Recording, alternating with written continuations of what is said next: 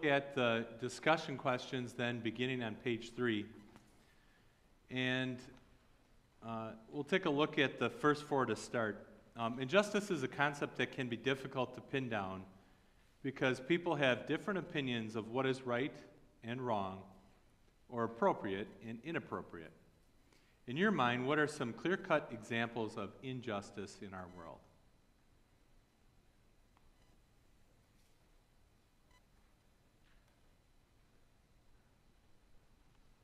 Yeah. Putin trying to take over Ukraine. Okay. Putin trying to take over Ukraine. Who's to say this is your land and your people to be able to take it over? Any others? Okay, autocratic rulers. I'm thinking even of the simplest terms, injustices that we see our kids face. Like if you see your child being picked on. I think every one of us has a clear-cut example that we can even give in our own lives. And that's where when we look at injustice like on a larger scale or closer to home, right, hits me and my family scale, we can identify clear-cut examples. Yeah. What's the difference between feeling hurt and upset and anger? Are there Yeah. things, or are they one? Okay, so the feelings of upset, right, and feelings of anger. Upset, you would probably categorize that as things didn't exactly go my way. And when you talk about anger, that's the inability to let go of the demand for justice. And now it's acting out in your life in that feeling of anger. Are they both sinful? So asking that question, when you look at being upset and being angry. So would it be wrong of me to say, instead of saying the word I'm upset, to say I'm disappointed? Like if my children did something disappointing, right? Is it disappointing or upsetting? Okay? And then you look at anger, right? God even says in the Bible, in your anger, do not sin. So is it okay to be angry about something? And since we're talking about injustice today, is it okay to be angry about it and still not sin? Now that's the difficult part, because when it comes to forgiveness, that really is the key to letting go of anger. When it comes to forgiveness, the forgiveness that Jesus won on the cross, we say, is one time and for all. It happened. It's an accomplished fact. God doesn't, it's like, right, it's clear, black and white. God does not delineate to one side or the other, right, this happened. Your forgiveness is real. But why, no matter, right, how grievous the sin that we commit against God, God says, I forgive you. But why does it take us as humans so long to forgive other people? Okay? Because we're human.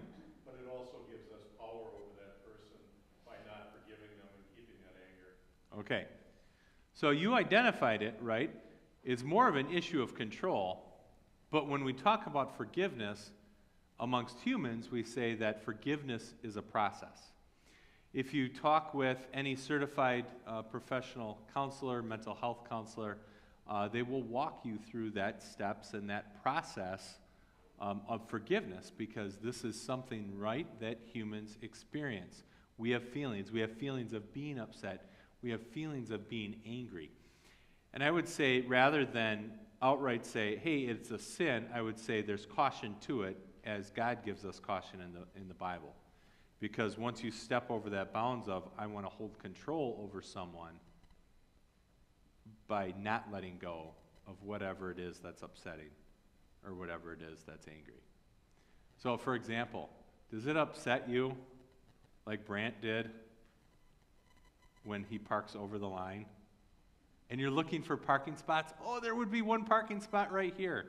And right, that's something that we would probably categorize as upsetting. Oh, now I got to drive that much further in the parking lot and then get out and then walk into the store or wherever it is that I'm going. Right, but anger, it's those things that happen that really affect us, but as was mentioned before, things that we don't want to give up control over. And we feel that in those instances, I have the right to, or it's my like my inalienable rights as an American citizen.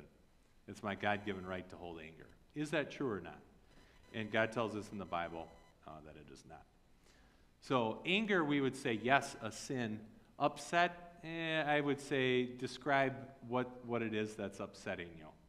If it's something like, oh, you shouldn't do that, well, it's okay to have that feeling, but where are you taking it and what are you doing with it? Okay, contrary to popular opinion, anger does nothing to address injustice.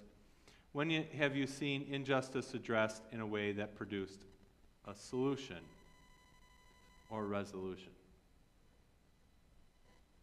Any thoughts?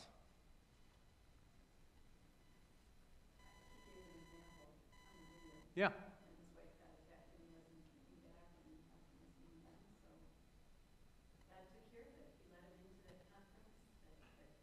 Yeah. So the example that was given on the video, right? Nothing was being done about it. And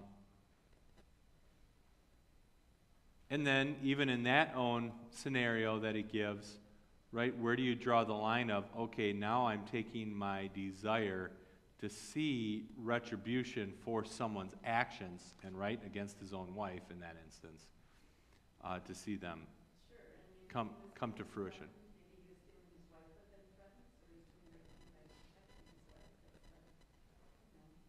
Okay. Yeah. Yeah. So.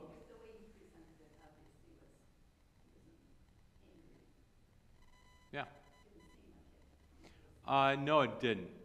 More so of, I need to protect my wife, and we need to make sure that this behavior does not continue to happen. So, when we think about justice in the broadest sense of the term, and even biblically speaking, what do we say about God's justice? What words and what phrases would you use to describe God's justice? Righteous. I like that word. Perfect. When we talk about anger, we say God's holy anger. Because, right, God is the one that has set the standards by which he wants us to live, and when we break his commands, is God upset about it? Yeah. And that's when we would say that God would have that righteous or holy anger. So, one of the things that happens then is, who's setting the standard over this is an injustice? Is God saying it's an injustice? Or is it we as humans say that's not right and that shouldn't happen? And that's where you have to be very careful on every instance of injustice and kind of weigh through it. Is this something that God has deemed unjust? Or is this something that I'm calling unjust? So just be aware of those two. One of the key points is that anger clouds our judgment when we're attempting to deal with injustice. For example, in the video, right, the hammer attack. How would that make you feel if your spouse was being attacked like that? Yeah, I'm going to go do something about it. Okay? Now, where do you see examples of anger making problems or making it worse in the world today? Yeah, Jenny. I'm just thinking of like marital relationships. Okay. Where you have an argument and emotions get into it and anger, and you walk off in a huff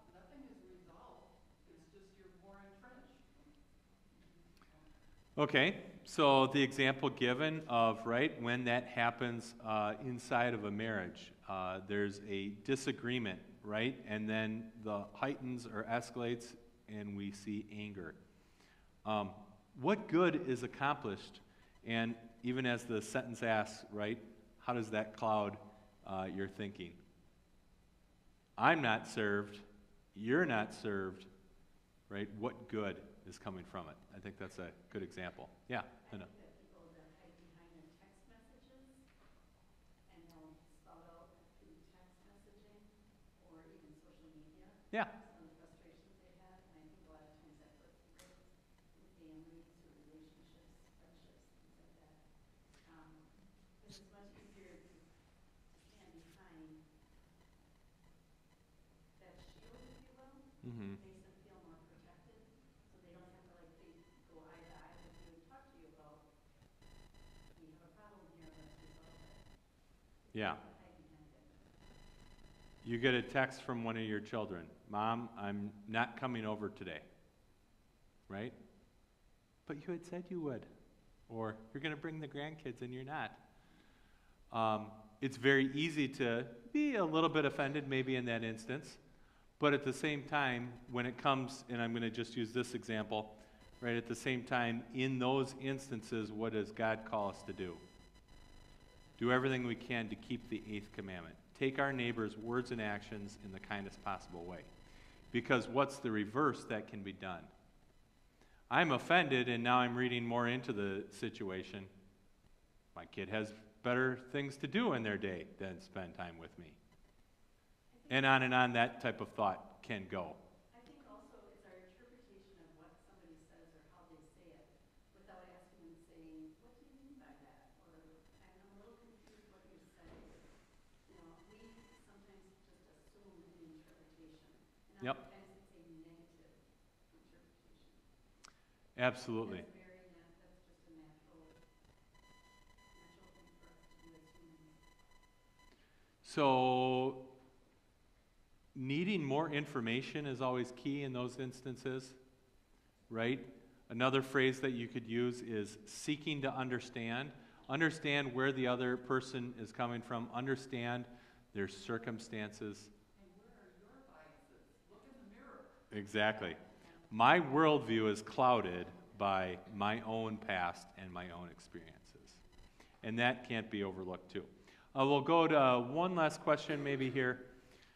There's a great deal of confusion in the church today about the concept of forgiveness, as many believe that forgiving someone means pretending that everything is okay. You might hear the phrase forgive and forget, for example. What is a practical and biblical definition of what it means to actually extend forgiveness? Talk about that with those sitting around you, and we'll do that for the next 60 to 90 seconds. Go.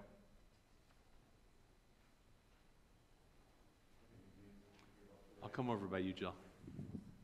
Take retribution for what you feel is done. You know, that was always the definition I've been given about forgiveness is that you give up the right to take action on your own because you forgive, just like God forgives us, and that's more than the and that's what forgiving someone means. That you just give up the right to be offended by what they're doing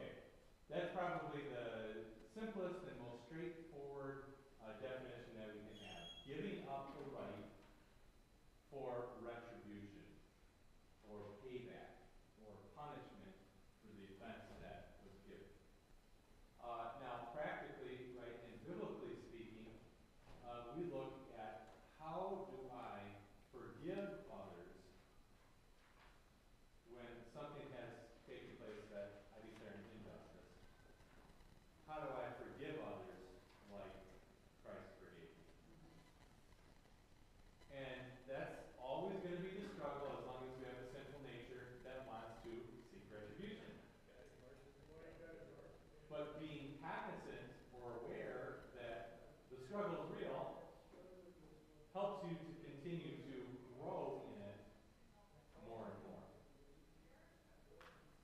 For example, if you've been offended 5 times in your life, do you think you would be more adept to know how to give forgiveness of someone that's been offended 5,000 times? So I guess what I'm saying is this. Every time that you're offended in your life, every time that someone sins against you, what are you getting the opportunity to do? Giving the opportunity to forgive and getting the opportunity to grow in your own faith and realization, God forgave me all my sins. Let's go ahead and pray. Dear Jesus, we thank you for our study yet today about injustice and what you say about anger. We thank you for showing us how much you love us and how much you forgive us our sins.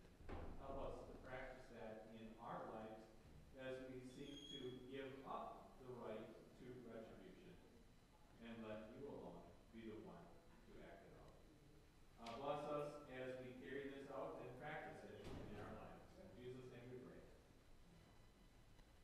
Thank you all for coming.